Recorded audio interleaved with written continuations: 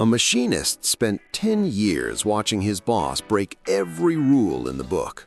When he finally walked out, one email cost that man $150,000 and his freedom. This is a story about a guy who kept his mouth shut for a decade, soaked up every dirty secret, and then dropped the hammer on his way out the door. You are gonna love this. So back in 2003, the company I was working for shut down. I was a machinist by trade, had a solid reputation, so it took me less than a day to find a new gig. The new place, we will call it Spiral, made specialized cutting tools. Owner-operated shop, meaning the boss was there every single day, breathing down everyone's neck. At least the floor supervisor was a decent guy, so it was manageable. About a year in, the owner and the supervisor had some kind of falling out. Supervisor walked, and for whatever reason, the owner looked at me and said, "You are in charge now." Now, let me tell you about this owner. We'll call him Gerald.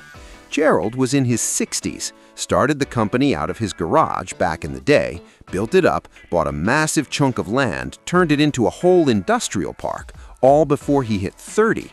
By the time I met him, he was one of the richest guys in the state. He was also the biggest a-hole I had ever met in my entire life. Ah yes, rich guy who started from nothing and turned into an absolute tyrant. Never heard that one before. It's almost like money doesn't buy personality, or decency, or basic human manners. Gerald treated every single employee like garbage. If two people dared to have a conversation during work hours, he would scream at them. No benefits, bare minimum wages, the whole place ran on fear. And my promotion? It financially trapped me. He kept my pay just high enough that I could not leave, but low enough that I was barely surviving. Over the next decade, he made my life and everyone else's a living nightmare. We hit a 95% turnover rate. That's not an exaggeration. We burned through temp agencies so fast that eventually even they refused to send us people. 95% turnover. That means out of every 20 people who walked through the door, 19 of them said absolutely not and walked right back out. At that point, your workplace is not a company, it's a revolving door with a tax ID number. But here's where Gerald made his biggest mistake. He liked to talk, and he liked to brag to me. See, the industrial park was owned by one company Gerald created, and Spiral was owned by another. He would jack up the rent that the park charged Spiral, so it always looked like the business was barely staying afloat on paper. Classic book cooking. He told me all about it. Oh, and it gets better. He also bragged about taking a bunch of industrial waste and burying it on his property at home because proper disposal was too expensive. This man is confessing federal crimes to his employee like it's small talk. "Hey, nice weather today. By the way, I buried toxic waste in my backyard."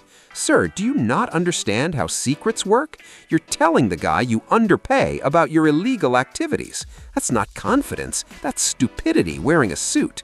Meanwhile, I was playing the long game without even knowing it. Through some careful wording and a whole lot of extra responsibilities, I managed to convince Gerald to let me call myself plant manager. No degree, no fancy education, but now I had a title and a decade of experience to back it up. That title was my ticket out. I started job hunting in earnest. 6 months later, I landed something better. Way more money, actual benefits, because yeah, Spiral had zero. Now here is the thing. Everyone who ever gave notice at Spiral got told to leave on the spot. My new company wanted 2 weeks' notice. I told them I would give it. I did not. Smart man. Why would you warn the guy you're about to nuke? That's like calling ahead to let someone know you're bringing the health inspector. You don't give a heads up, you give a surprise. On my last day, I sat at my desk and wrote 3 emails. One to the head of OSHA, one to the state EPA office, one to the state attorney. These were not random contacts. I had gotten to know these people over the years. I laid out every single violation Gerald had ever bragged about. The cooked books, the buried waste, all of it. Then I left my keys on the desk with a note underneath that said 2 words, "I quit." 2 words, no speech, no dramatic exit, just "I quit" on a piece of paper and 3 emails that were about to rearrange this man's entire existence. That is ice cold. That is chef's kiss revenge. The fallout was beautiful.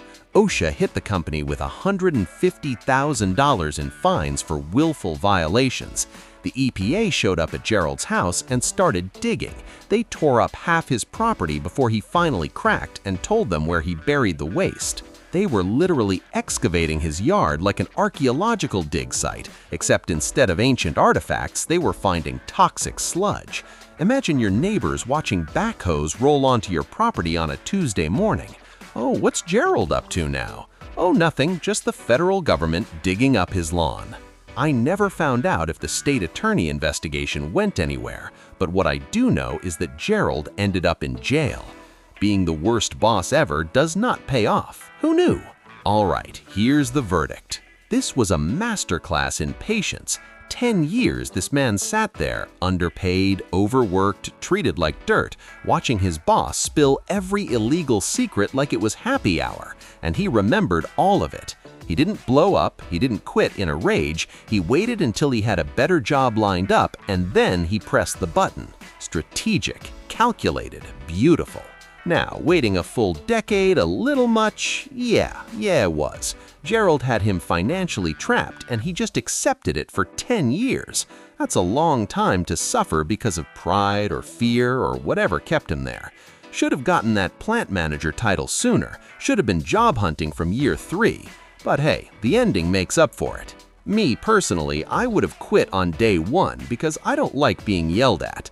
I also wouldn't have remembered any of the illegal stuff because I don't pay attention when people talk to me. So Gerald would have gotten away with everything and I would be unemployed, which is why you should never take advice from me, but you should always subscribe to me because that's different. If your boss ever confessed crimes to you like you were their therapist, I want to hear about it. Drop it in the comments. The wilder, the better. Subscribe or I'll find you. Hades out.